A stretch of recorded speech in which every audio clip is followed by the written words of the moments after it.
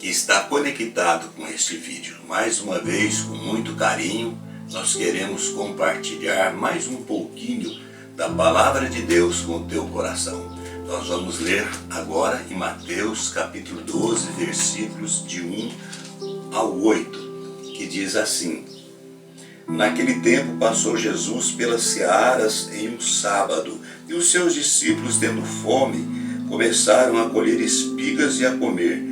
E os fariseus, vendo isto, disseram-lhe: Eis que os teus discípulos fazem o que não é lícito fazer no sábado. Ele, porém, lhes disse: Não tendes lido o que fez Davi quando teve fome, ele e os que com ele estavam? Como entrou na casa de Deus e comeu os pães da proposição, que não lhe era lícito comer, nem aos que com ele estavam, mas só aos sacerdotes. Ou não tendes lido na lei que aos sábados os sacerdotes no templo violam o sábado e ficam sem culpa?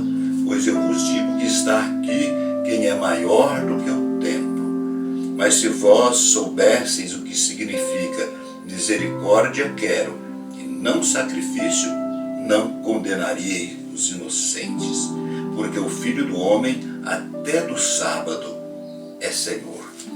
Que Deus nos abençoe. Meus queridos, conforme nós lemos aqui, em certa ocasião do ministério de Jesus, ele passava por uma seara ou por lavouras de trigo num determinado sábado com os discípulos, e os discípulos com fome começaram a apanhar espigas ou cachos de trigo para comer.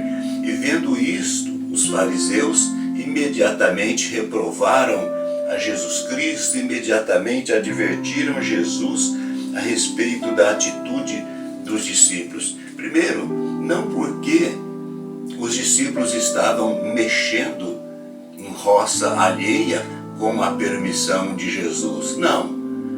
Era permitido na cultura judaica qualquer caminhante, em qualquer lavoura, passar e tirar o suficiente para matar a sua fome durante a caminhada. Mas eles estavam advertindo e reprovando Jesus ter permitido isto, por ter isto acontecido num dia de sábado. Mas os discípulos não estavam colhendo, os discípulos estavam apanhando o suficiente para matar a sua fome. Aí Jesus imediatamente reage e mostra a eles, os fariseus, que eles desconheciam por completo as Escrituras Sagradas, e relembra a eles um fato histórico do rei Davi, o grande rei, considerado por todos eles, né? E inclusive eles tinham o rei Davi como o grande rei de quem descenderia o Messias, que era ele, Jesus. Só que eles não reconheciam Jesus como Messias, mas reconheciam o rei Davi como o grande rei de Israel, como um escritor inspirado pelo Espírito Santo ao compor aquela imensidão de cânticos que são os salmos de Davi. Então eles reconheciam tudo isso em Davi. E Jesus, sabendo que eles reconheciam Davi como um expoente, Jesus diz: mas vocês nunca leram o que esse grande rei reconhecido por vocês fez lá no passado distante? Aí Jesus está citando 1 Samuel capítulo 21, versículos de 1 a 6, onde Davi, fugindo de Saul com a sua equipe, ele com fome foi abrigar-se no templo onde estava o sacerdote Aimeleque, e lá, não tendo outra coisa para comer, ele comeu com a sua equipe, com os seus soldados, o pão da proposição, consagrado exclusivamente a Deus e que só os sacerdotes poderiam comer. Então Jesus relembra: vocês nunca leram que Davi fez isto? E outra coisa que Jesus conversa com eles, né?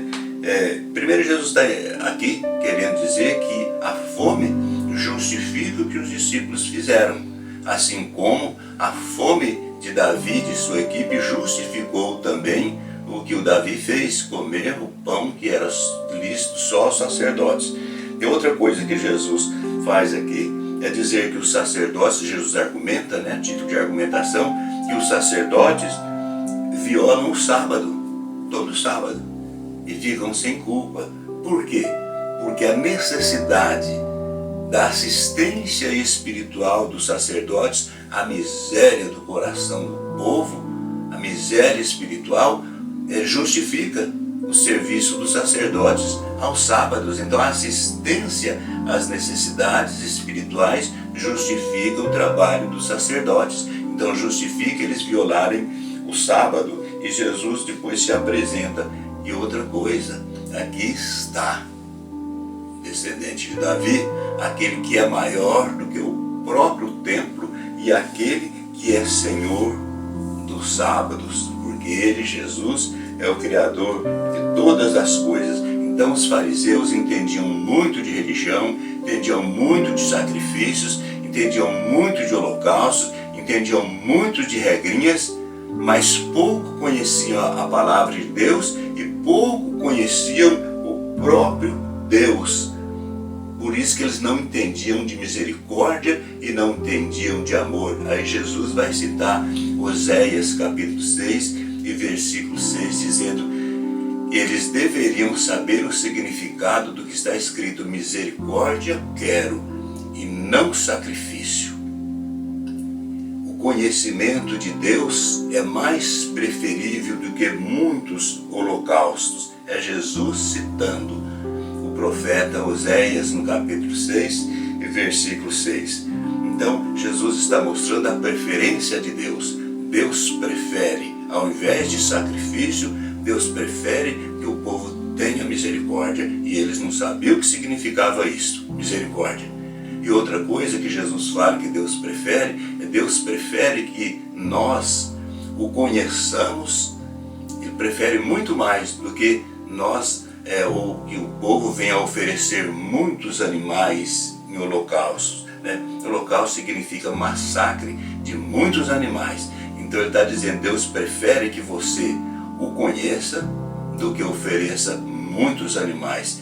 Deus prefere que você tenha misericórdia das pessoas, da necessidade delas, do que você oferecer sacrifício. Então é isso que eu quero deixar no seu coração nesse instante. Quero deixar no teu coração pelo menos duas coisas que Deus gosta, duas coisas que Deus prefere. Uma é a misericórdia, a outra é o conhecimento dele como Deus, Você sabe o que é misericórdia? Misericórdia, no grego, de onde vem o Novo Testamento, aparece a palavra para misericórdia, eleus. E eleus significa clemência, significa pena, significa dó do sofrimento alheio, significa compaixão pela aflição dos outros. E outra coisa que essa mesma palavra, eleus, de onde vem misericórdia para nós, significa entranhas. Entranhas significa, rins, fígado, intestinos, enfim, significa o profundo do ser. Agora, juntando tudo isso e colocando, significa, porque dos rins é que vem os nossos mais profundos sentimentos. É a glândula suprarrenal que dá aquela descarga de adrenalina quando nós estamos diante de determinadas situações, que nos faz reagir, que nos faz mover. Então é um sentimento que vem do profundo das nossas entranhas, e nós recebemos por causa disso aquela descarga de adrenalina que aperta o nosso coração e nos leva a reagir diante de determinada situação. No caso, Jesus está falando diante da dor e diante do sofrimento alheio. Então significa colocar o mais profundo dos nossos sentimentos, que sai das nossas entranhas e que venha mexer com as nossas emoções, a nossa adrenalina, apertar o nosso coração para nos fazer reagir e ajudar as pessoas que estão em necessidade. Ele estava dizendo que foi isso que ele fez com relação aos discípulos quando estava com fome. Ele viu a dor da fome dos discípulos que estavam caminhando com ele em prol do próprio reino de Deus. Então ele se compadeceu e permitiu que no sábado os discípulos então pudessem colher espigas, porque ele olhou a necessidade, a dor da fome de quem trabalhava pelo reino de Deus. Então, Deus prefere misericórdia, Deus prefere que nós coloquemos os nossos sentimentos mais nobres e profundos no socorro à dor das pessoas aflitas. Aí, a palavra misericórdia, em português, advém de dois vocábulos em latim, miserere ou miserere e cordis. Miserere ou miser, em algumas variantes, significa miséria. E miséria não é só a falta de recursos financeiros na vida de alguém.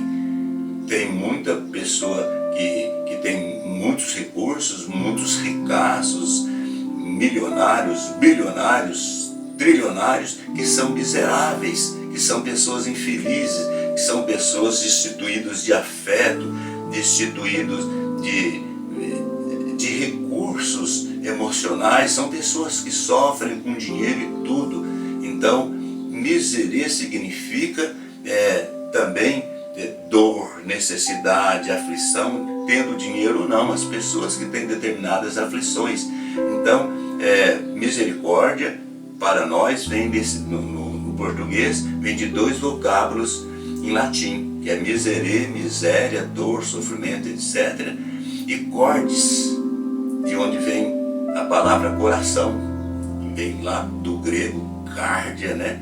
A pessoa tem problema cardíaco, problema de coração, e em latim é cordis, que no caso veio traduzido para o português como córdia. Então é colocar o coração na miséria dos outros. Isto significa misericórdia, colocar o coração na miséria das pessoas, no sofrimento, na dor, na aflição, na angústia, etc. É se compadecer e reagir e ajudar a solucionar o problema da pessoa que está sofrendo. Por isso que Jesus diz: vocês não sabem o que significa misericórdia. Deus prefere misericórdia e não sacrifício. No caso, eu olhei a dor da fome dos meus discípulos, o que vocês não conhecem. Vocês preferem, Jesus dizendo aos fariseus, preferem cumprir regrinhas e sacrifícios, mas não conhecem as entranhas do coração de Deus, o íntimo do coração de Deus, que é olhar para as necessidades daquelas pessoas que sofrem. Então isso é se compadecer de quem está precisando de ajuda. Isto é misericórdia. Então ele está dizendo, Deus prefere e diz: eu quero misericórdia, mas não quero sacrifício.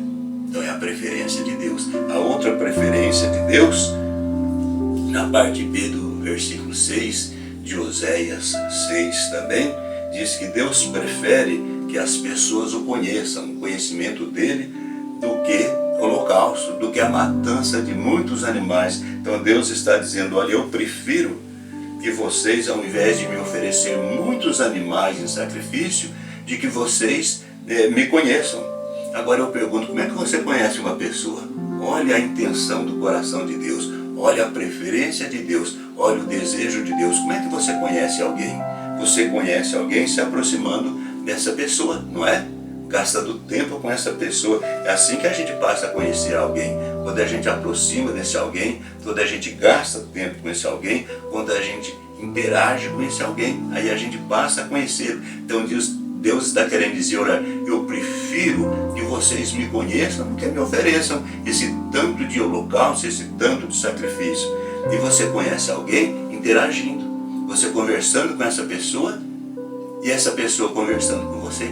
Então Deus está dizendo: olha, eu quero que você me conheça, eu quero que você interaja comigo, eu prefiro muito mais do que essas matanças de animais que vocês oferecem sem me conhecer, sem saber da minha vontade. Então Deus quer que você conheça para você saber a vontade dele. E a gente só conhece a Deus conversando com Deus. E como é que eu converso com Deus? Quando eu oro, quando eu abro o meu coração para Deus. E como é que Deus conversa comigo? Quando eu leio a Bíblia, que é a palavra dele. Através da palavra dele, eu estou lendo, eu estou entendendo um pouquinho da vontade dele. Estou entendendo as coisas que Deus gosta e as coisas que Deus não gosta. Por isso que ele diz lá para os fariseus: não tendes lido o que está escrito, quer dizer, vocês não conhecem a palavra de Deus, logo vocês não conhecem as coisas que Deus gosta. Então eu fico sabendo as coisas que Deus gosta à medida que eu leio a Bíblia, a palavra dele. Quando eu abro a Bíblia, é como Deus estivesse abrindo a boca e falando comigo, porque na Bíblia eu descubro as coisas que Deus gosta e as coisas que Deus não gosta. As coisas que Deus gosta, eu vou procurar fazer para agradar a Deus, e as coisas que Deus não gosta, eu vou evitar de fazer. Então a gente conhece alguém ouvindo esta palavra, ouvindo a sua palavra, ouvindo a pessoa falar com a gente, né? E Deus fala com a gente através da Bíblia. E nós falamos com Deus através da nossa oração, quando se abre o seu coração e conversa detalhes da sua vida, das suas necessidades, seus medos, suas dúvidas, suas expectativas, você coloca no coração de Deus. Então Deus está dizendo, né? Eu prefiro que vocês me conheçam, que vocês interajam comigo, que vocês tenham um relacionamento pessoal íntimo comigo, do que esse tanto de sacrifícios que vocês me oferecem.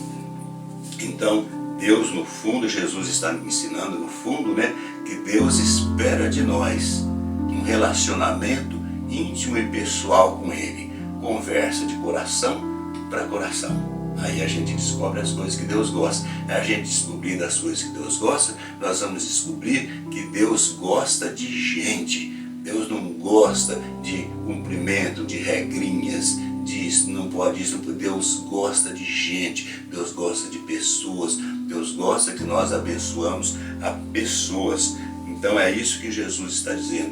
Isto é religião. Religião é religação, é relacionamento pessoal com Deus. E é isto que Jesus nos pode proporcionar, e só Ele é que pode fazer isso, porque a Bíblia diz lá em Timóteo que há um só mediador entre Deus e os homens, Jesus Cristo, o homem. E Jesus disse de si mesmo, né? Eu sou o caminho e a verdade e a vida, e ninguém vem ao Pai senão por mim. Então nós nos relacionamos com Deus, nós nos interagimos com Deus através da pessoa de Jesus Cristo. Por isso ele diz, está aqui na presença de vocês aquele que é muito maior do que o templo, muito maior do que o sábado, aquele que é o único capaz de fazer você entender o coração de Deus. E a gente só entende o coração de Deus quando nós lemos a palavra de Deus. E Deus já nos conhece e quer ouvir que coloquemos na presença dele os nossos medos, as nossas dúvidas, os nossos temores. Então misericórdia quero e não sacrifício. Quero que você ame gente, que você olhe pela necessidade das pessoas. É isso que Jesus está dizendo. E outra coisa que Deus deseja é que nós o conheçamos, que nós nos relacionemos com Ele. Isso é possível através de Jesus Cristo. Por isso que Ele é a única religião verdadeira. Ninguém vem ao Pai senão por mim. E agora que você já sabe disso, né? Eu acho que você vai querer interagir com Deus, não vai? Vai, e é possível através de nosso Senhor Jesus Cristo. Diga no seu coração, Senhor Jesus, eu entendi que o Senhor espera misericórdia, que eu tenha um coração compadecido pelas necessidades dos outros, e que o Senhor prefere muito mais que eu conheça o Senhor do que eu saia batendo cabeça através de religiões. O Senhor quer que eu te conheça, e a forma que eu entendi de conhecer o Senhor é através de Jesus Cristo, o único mediador entre nós, o Senhor, o único caminho que nos leva ao Senhor. Diga, Senhor Jesus, eu entendi isso. Entre no meu coração e me religa com o Senhor. E daqui para frente eu quero bater o maior papo com o Senhor todos os dias, através das minhas orações. E Jesus disse que no nome dele o Senhor me ouviria. E eu quero ouvir também o Senhor falar comigo. E já sei que o Senhor fala através da tua palavra. Que Deus te abençoe. Vamos orar. Querido Deus, querido Pai, obrigado pela bênção desse instante que nós compartilhamos um pouquinho a santa e bendita palavra do Senhor. Que o teu Espírito Santo cale a profundo nas planícies do nosso coração. E quem, meu Pai, esteve em contato com este vídeo, meu Pai, pôde entender um pouquinho que só Jesus Cristo nos religa com o Senhor. Que o Senhor espera de nós não sacrifícios, não cumprimentos de obrigações religiosas, mas o Senhor espera um relacionamento pessoal com cada um de nós que somos imagem e semelhança do Senhor. Peça por toda a nossa família, onde estiver cada um daqueles, meu Pai, que partilham dos nossos laços familiares, a bênção do Senhor, Papai querido. Aonde estiver cada um, peço pelo teu povo espalhado por toda a superfície da terra, a tua bênção, meu Pai, e que enfim venham sobre nós as bênçãos do Senhor e que Jesus, meu Pai, seja o canal de religação de todos quantos estiverem em contato com este vídeo, Pai. Que Jesus seja este canal de religação com o Senhor. E todos aqueles que creem nesta hora digam amém e graças a Deus. Jesus, quão doce tu és. Jesus, quão doce tu és.